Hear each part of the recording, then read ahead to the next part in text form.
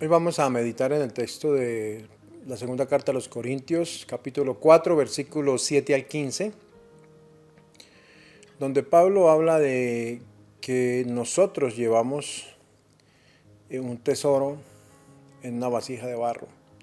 Y de eso vamos a meditar en este texto a propósito de la celebración de Santiago Apóstol. Bienvenidos a Meditaciones Peregrinas.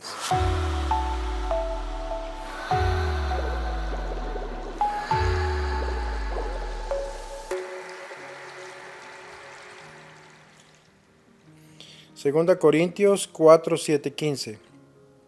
Hermanos, llevamos un tesoro en vasijas de barro, para que se vea que esta fuerza tan extraordinaria proviene de Dios y no de nosotros mismos. Por eso sufrimos toda clase de pruebas, pero no nos angustiamos. Nos abruman las preocupaciones, pero no nos desesperamos. Nos vemos perseguidos, pero no desamparados, derribados, pero no vencidos. Llevamos siempre y por todas partes la muerte de Jesús en nuestro cuerpo, para que en ese mismo cuerpo se manifieste también la vida de Jesús. Nuestra vida es un continuo estar expuestos a la muerte por causa de Jesús, para que también la vida de Jesús se manifieste en nuestra carne mortal. De modo que la muerte actúa en nosotros y en ustedes la vida. Palabra del Señor. Gloria a ti, Señor Jesús.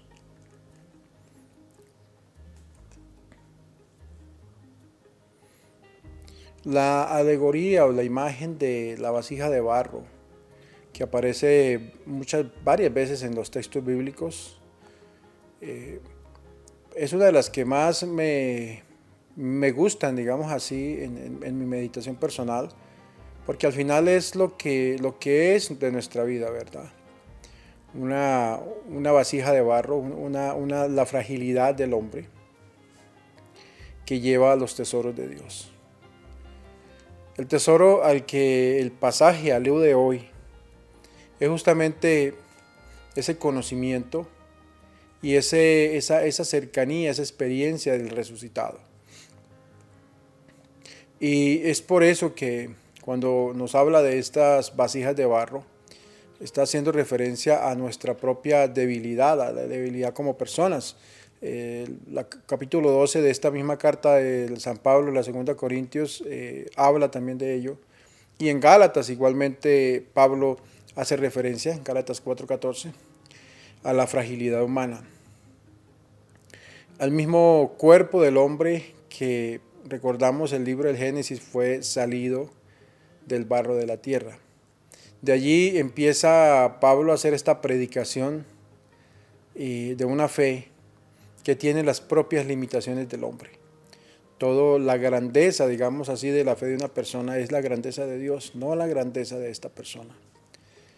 Las imágenes que nos recuerdan las diversas peripecias de ese combate de gladiadores que Pablo experimenta personalmente en esta situación, de eso es lo que está hablando. Sabe muy bien que sin la gracia de Jesús todo es un fracaso. La habilidad del que cree no es síntoma de fracaso, sino lugar de la manifestación de Dios. Si en la habilidad de Jesús se manifestó la gloria del Padre, en la poquedad del creyente aparecerá, sin duda, la verdad del mensaje. Pablo insiste muchas veces en esta carta sobre las pruebas de su ministerio, en oposición, digamos así, a la fecundidad de su mismo ministerio. Pero la ironía que presenta Pablo así es que él mismo hace como una especie de mofa a los que se predican a sí mismos y se creen desde ahora en posición de la salvación futura. Los gnósticos probablemente, sí. Quizás está hablando de ellos. Apropiarse de la gloria de Jesús es un camino cerrado que lleva al fracaso. El profeta que se adueña de lo que predica está cometiendo un robo.